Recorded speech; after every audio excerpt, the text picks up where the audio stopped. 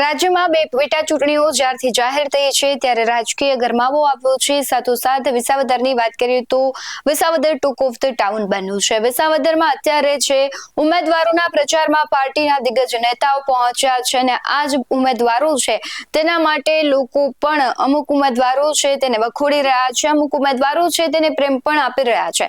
આજે આ વાત કરવી છે કિરીટ પટેલની કે જે એક દાદા છે અને એક યુવાન છે તેમને પોતાનો પ્રેમ છે તે દુહામાં તેમના પ્રત્યે વ્યક્ત કર્યો હતો। નમસ્કાર, આપની સાથે હું ભગવતી વિશાળિયા।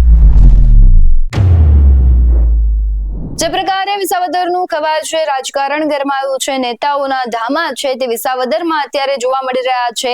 આમ આદમી પાર્ટી પણ જોરો શોરોથી પ્રચાર પ્રસાર કરી રહી છે, તેવી જ રીતે ભારતીય જનતા પાર્ટીના પણ દિગ્ગજ નેતાઓને મંત્રી સહિત મંત્રીમંડળો છે તે ઉતરી ગયા છે વિસાવદરમાં। ત્યારે ભારતીય જનતા પાર્ટીના ઉમેદવાર છે કિરીટ પટેલ, તેને છે એક દાદા અને યુવાન દુહામાં પોતાનો પ્રેમ વ્યક્ત કરી કિરીટ પટેલની જીત વિશેનો એક દુહો લલકારે છે, તેને વિશે જ વાત કરવી છે।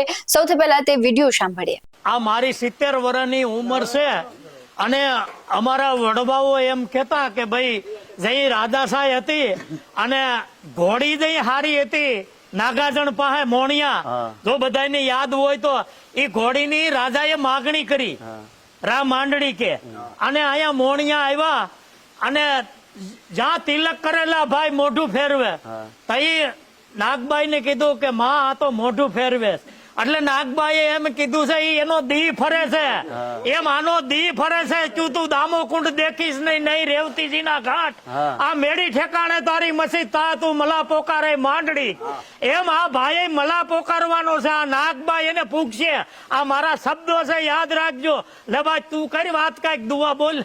માતાજીની દયા થઈ જાય અને કિરીટભાઈ જીતી જાય તો આપણે બે શબ્દમાં કેવું છે, ઉઠી અમર મેં કસ કમર મેં તું સમર મેં ચારણી તાંડ મર મેં ખડગ ધર મેં રણનગર મેં ડારણી થકમાડ ધડડ હોત ગડડ ગડડ ના દે ગડગડી સોનલ સમાડા બ્યોમ બાડા ખબર ખાડા ખડખડે તું હાલ જય જટવાજ ત્યાંથી કોઈ વારું નવકને વાટું નિહારી વાવડે માં તલગતા સ્વરૂત ને ઉભીન રેજે એક ઘડી રે ધાબડી લઈ ધ્રોડજે રવરાય લાજુ રાખવા ગમ વખત વેલી આવજે જે તાર લાગ્યો તુજથી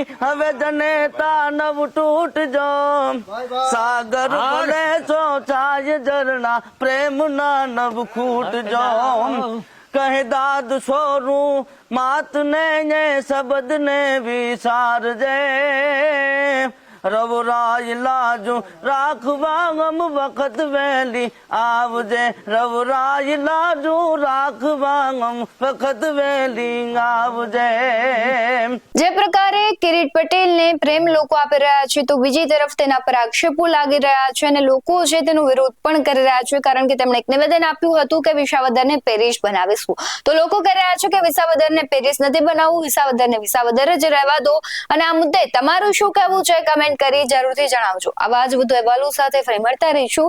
તમે અમારી YouTube ચેનલને સબસ્ક્રાઇબ કરવાનું, અમને ફેસબુક અને ઇન્સ્ટાગ્રામ પર ફોલો કરવાનું ભૂલશો નહીં। બાકી આવનારી અપડેટ્સ મેળવવા માટે જોતા રહો BS19 ન્યૂઝ। નમસ્કાર।